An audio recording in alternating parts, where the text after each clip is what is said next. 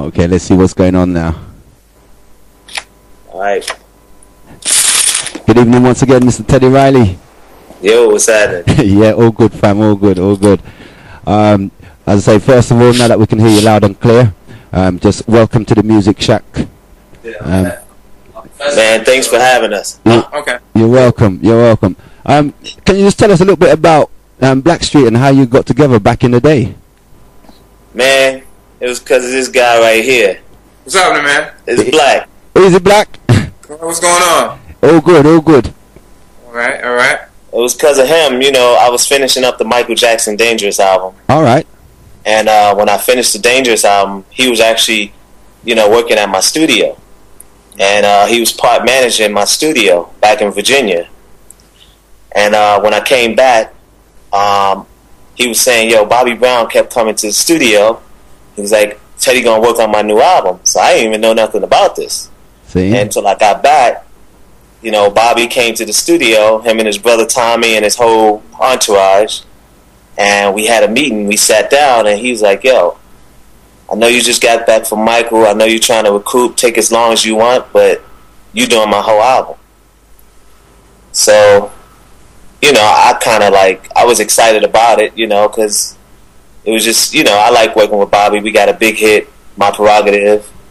So we went straight in the studio, and me and Chauncey started doing all our demos. And when we did all the demos, you know, he came up with the idea, yo, we should do a group. So I wasn't even thinking of myself being in the group. Yeah. I was just, you know, I was just kind of just going to put him on and do a group and, you know, let it feature him. So later on, he said, yo, I think you should be in the group. I said, I don't know about being in the group because I still had hope for doing Guy. Yeah. So when I heard an interview that Aaron Hall and Damien did about, you know, the Hall brothers is coming with an album. Yeah. That's what told me, you know, that gave me my answer, and that gave me my basically gave me the whole answer of me, you know, giving him, you know, I want to be in Blackstreet, you know, and we didn't even call it Blackstreet then. What did you call it originally? We didn't know what to call it. We just wanted to make the music and then figure out the name. But we started making up the name as we started coming up with the music, and some of the tracks the tracks that Bobby, no, not Bobby, the tracks that Bobby didn't use, we took one of the tracks, which was Joy, because he was going to do Joy. Oh, wow. What a tune. And we said, yo, this going to be a part of our project. Since he, you know, he didn't take the offer, it was a Michael Jackson written song. But I guess he was true about it. He couldn't sing that record. Insane. So, yeah, carry on. When we were making the album, we didn't have the other members. So I sent Chauncey, he went up to New Jersey, and, you know, his cousin and family, they put together some guys, and he went up there to meet them, and he met Levi. And I was in California because I had to go back and get all my equipment and make sure that, you know, all the right stuff is coming back to Virginia.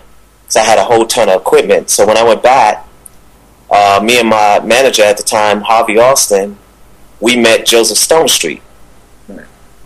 But at the same time, I was staying at the Sheraton Universal Hotel, and I kept seeing Dave Hollister, and he kept, you know, trying to get me to listen to his demo. Yeah.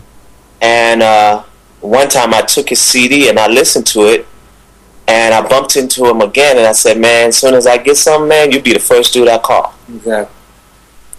Wow. So I wind up losing Joseph Stone Street to, you know, him doing, you know, his thing and, you know, messing around on the drug side. So we was against it. You know, we don't do drugs, we don't drink, we don't smoke.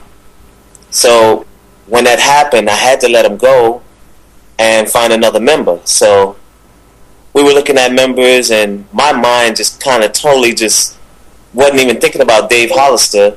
I was looking for everybody else, and then next thing you know, ding, my head just went, you remember the dude that I was listening to? I got his CD right here. I'm looking all in my bag, because, you know, in my bag I got a bunch of CDs and people demos, and I listened to them. So I'm digging for his demo. And I'm like, yo, listen to this cat right here. And I'm telling, Chauncey, listen to this cat. If he sounds good, he's kind of big, but if he sounds good, yo, we could do this. So he listened to the vocals, and dude sounded incredible. So we hunted him down, and we found him, and he came out to Virginia, and that was the start of the Blackstreet. We wasn't even signed yet. I was actually negotiating my deal with Interscope. Okay. So when was that exactly? What sort of year were we talking about? That was 1992. 1992. Yeah. I was actually with John McClain, and I was in the studio with Michael. And I came back for some extra remixes, and John McClain was sitting with us, and we had just finished CB4. Yeah, that's right. That's what Baby She's Mine, isn't it?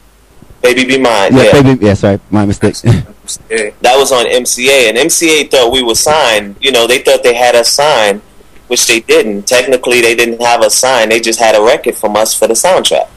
Insane. But they really thought they had us signed, and that's how a lot of people got fired over there, because I took the act over to Interscope. All right. But I wasn't able to sign because I was exclusive to MCA and Universal. Right.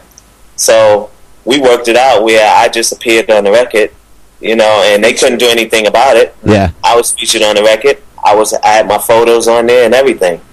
They couldn't touch it technically. Yeah. Right. So that's how we put it together, man. It's still more to it, and just to go over what's going on right now.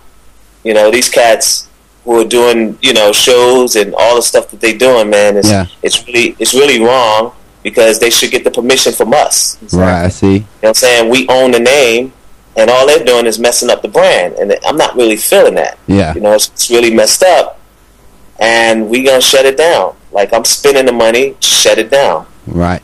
And, because they're not gonna mess up this brand. This brand, man, when you see our show, you get what I'm talking about. These dudes going around, doing track shows. We never did a track show. Yeah.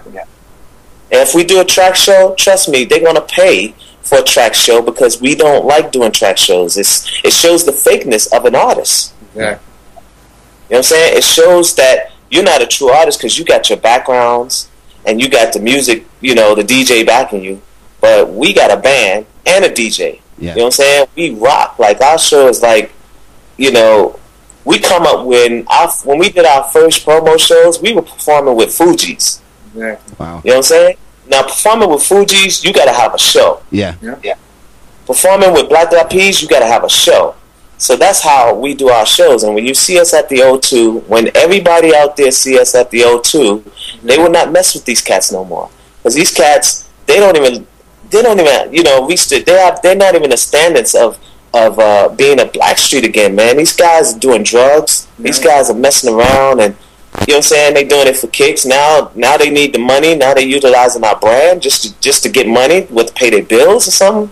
Yeah. You know what I'm saying? It's just not cool. You know what I'm saying? I mean, I must admit, I got a bit confused with the whole politics, and I didn't know what was what, and but as I say, we're just really grateful that you actually pulled through for us.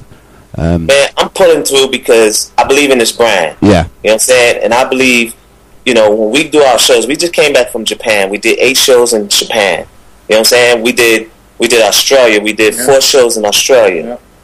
We did Indonesia. And we're coming over there. We're going to do Paris and Amsterdam. We're doing the Pass Festival? Okay. Yeah. In Rotterdam. On the 4th. We're doing that on the 4th. The You know what I'm 4th saying? of April? Yeah. Yes, of April. We're making our rounds, and we're doing it right. We're taking our time, and we're doing it right. You know what I'm saying? That's what it's about. I mean, you can look at us right now. We look the same. You know what I'm saying? We trying to stay the same, so people, when they see us again, they be like, dang, they look the same. They look, whatever. We're not going up there slouching. Exactly. You know what I'm saying? We stepping. We doing what Blackstreet has been doing. So we're not wearing our street clothes to perform. You know what I'm saying? We ain't doing none of that. We look like Blackstreet. When